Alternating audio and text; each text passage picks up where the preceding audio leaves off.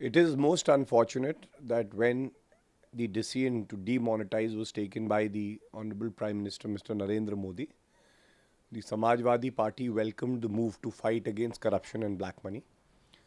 However, the suggestions made by the Samajwadi Party have not been considered, and today the common man is suffering the most due to poor implementation of this monetization scheme. We have been asking that ATMs should be able to take care of the need of the common man.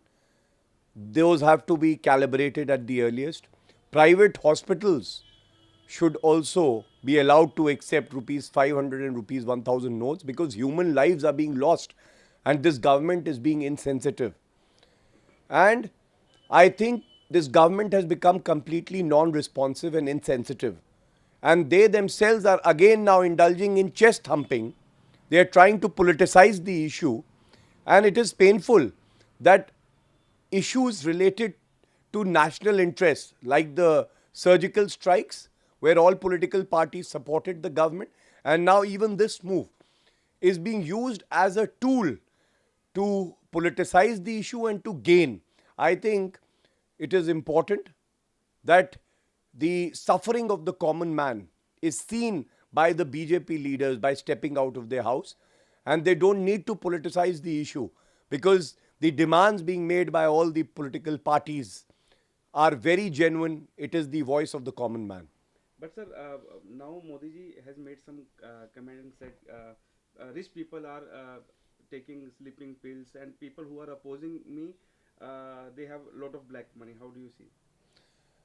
See, the Prime Minister needs to understand that by politicizing the issue, the government would be isolated, and the support that was naturally coming forward will not come.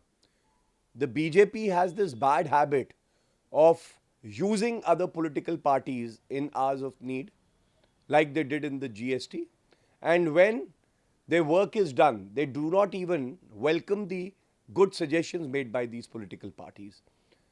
If the rich are facing difficulties, it is very good if they have stashed black money.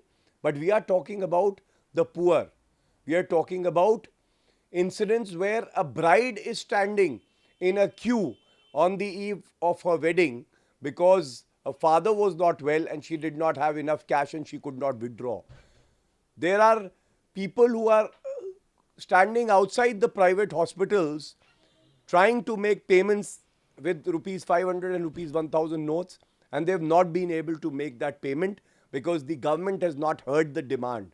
And therefore we urge and appeal again that please be sensitive, please be responsive, and implement the scheme in a manner that it is least inconvenience to the common man. आज UP के दौरे पे थे, जिस तरह उन्होंने rally में फिर डीमोनेटाइजेशन का मुद्दा उठाया और बोला कि लोग को नींद नहीं आ रही है, और जो पार्टियां मुझे अपोज कर रही हैं इस स्टेप को लेके, उनके पास खुद काला धन होगा, क्या कहेंगे इस पे? बहुत ही विचित्र तरह की ये बात है कि राजनीतिक दल सभी सामने आए और समर्थन किया ये जो निर्णय लिया था केंद्र सरकार ने।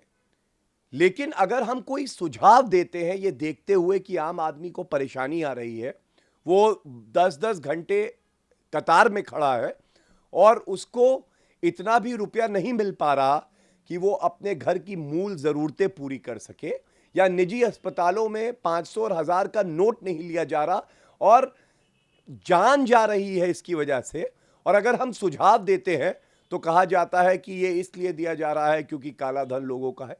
ये बहुत ही दुर्भाग्यपूर्ण है, और मैं समझता हूं कि आम आदमी का दर्द भाजपा की सरकार तभी जानेगी जब वो कुछ पल बाहर निकल के अपने एयर कंडीशन कमरों से कतार में खड़े हो, आम आदमी से पूछे, उन बहनों से पूछे जिनकी शादी है और वो आज खुद कतार में एटीएम के बाहर लगी हुई हैं क्योंकि उनके पिता बीमार थे और उनके पास कैश नहीं था।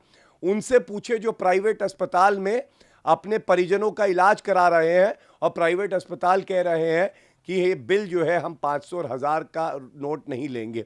तो इस तरह की जो दिक्कतें हैं, क्या ये सुझाव गलत है ये उचित सुझाव है।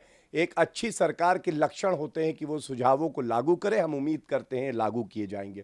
दूसरी बात, राजनीतिकरण, जैसे कि सर्जिकल स्ट्राइक था, ये भी एक जो है राष्ट्रीय मुद्दा है और सभी दल इसमें एक साथ खड़े थे। लेकिन इन निर्णयों पे भी राजनीति करके और जो है वोटों की गंदी राजनीति जो की जा रही है, ये गलत है, ये उचित नहीं है। और जब हमारे सुझावों को कहा जाता है कि नहीं ये इसलिए किया जा रहा है क्योंकि काला धन है, तो ये बहुत ही अनुचित बात है। तीसरी बात यह है कि जो सीक्रेसी मेंटेन करनी चाहिए थी केंद्र सरकार को, आज बड़े प्रश्न चिन्ह लगे हुए हैं। क्यों उनके हरियाणा यूनिट के एक लीगल सेल के वकील हैं, उन्होंने 6 तारीख को ही 2000 के नोटों की पिक्चर को ट्वीट किया, जबकि 10 तारीख से ये नोट अवेलेबल हुए। उसके अलावा कई न्यूज़पेपर जो कि केंद्र सरकार से बहुत ही क्लोज है, उन्होंने ये न्यूज़ 10 दिन पहले ही दिखा दी थी। तो ये लीकेज कहाँ से हुआ और ये सेलेक्टिव लीकेज क्यों हुआ कि वेस्ट बंगाल का जो बीजेपी का यूनिट है, उसने कुछ घंटे पहले ही 1 करोड़ रुपए अपने खाते में जमा किए। ये सब बहुत बड़े प्रश्न हैं जिनका उत्तर केंद्र सरकार को और भाजपा को देना चाहिए। सर, लेकिन क्योंकि चुनाव नजदीक है यूपी में और मोदी जी के लगातार परिवर्तन रैली में 4-5 प्रोग्राम आगे भी होने हैं, कहीं ना कहीं चिंता का विषय देखते हैं इसको पार्टी के लिए? नहीं, समाजवादी पार्टी ने विकास किया है। अखिलेश यादव जी ने पूरा मैनिफेस्टो लागू किया, जनता का दर्द समझ के सारी जो अच्छी स्कीमें थी उन्हें लागू किया। हम लोग चुनाव विकास पे लड़ेंगे और भाजपा क्योंकि विफल रही है विकास करने में, खासकर उत्तर प्रदेश में, ना इन्होंने प्रदेश सरकार का साथ दिया विकास करने में, इसीलिए ये ध्यान भटकाने का काम आगे भी करेंगे। अभी बहुत सी सांप्रदायिक बातें भी होंगी, इनके नेता भी जाएंगे, गलत बयान भी देंगे। ये सब उम्मीद इनसे की जा सकती है।